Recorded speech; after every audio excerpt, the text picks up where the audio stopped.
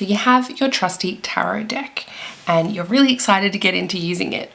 But what sort of questions do we ask? And better yet, how do we phrase those questions? Well, I have a couple of tips for you today that are going to get you the most out of these cards.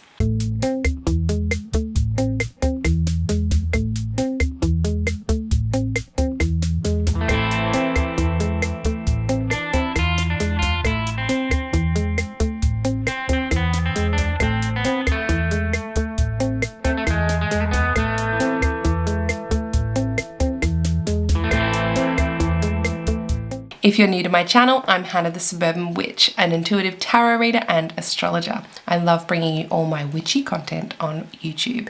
If you'd like to follow me on the other social media platforms, I'm also on Twitter and TikTok and Instagram and Facebook. You can also find me on the Witch Talks podcast. The first one is to try and refrain from questions that begin with will.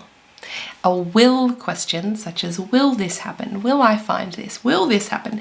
All of those will questions are fate-based questions. Now, what does that mean? A fate-based question means it's already pre-decided. It is predetermined and you have no control over your future. Now, I just don't believe that. That is not the case. The future is changeable and you have the power to change it. So, because you have free will, we need to take that into account when we are framing our questions. Instead of phrasing it, will I get this job that I'm interviewing for tomorrow? For example, let's say the cards say yes. You think, great, don't have to go to that interview anymore. I'm going to get the job. Are you going to get the job? No, of course not. Firstly, you changed your course of action. That was what you were going to do. So the outcome has changed. So what I would suggest you do, instead of a will I get this job, potentially do a how can I increase my chances of getting this job? Now, if you are looking for predictive tarot, that doesn't mean you can't do it at all. I mean, the future is changeable, but that doesn't mean we can't get some insight. That's what the tarot is fantastic for. So instead of, will I get this job tomorrow? You can look at, what's the current likelihood that I get this job? Now, it might be a high likelihood, it might be a low likelihood. If it's low, then you definitely want to follow up with the what can I do to increase my chances of getting this job? What can I avoid talking about in this interview? How can I be a best version of myself in this interview?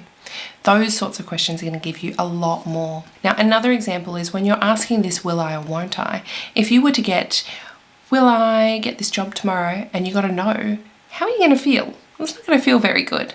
A lot of people come to the tarot asking, will I ever get married?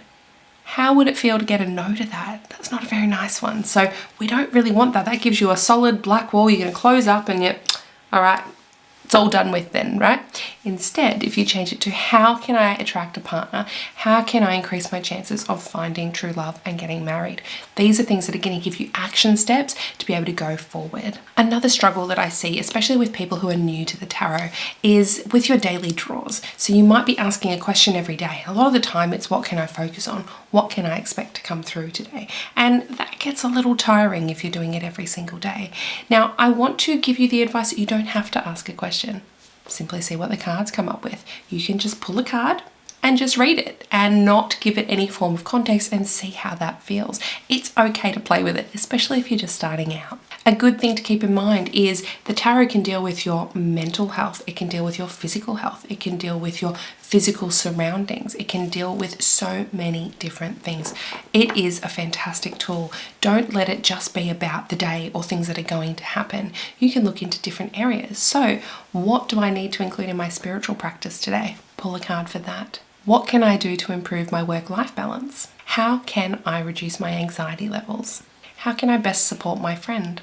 These are all questions that you can ask, and so many more. So I hope this short video helps you get more in tune with asking the right questions for your tarot deck, and I look forward to hearing from you what your favorite questions to ask your tarot deck are. Please leave them in the comments below, and I look forward to chatting with you.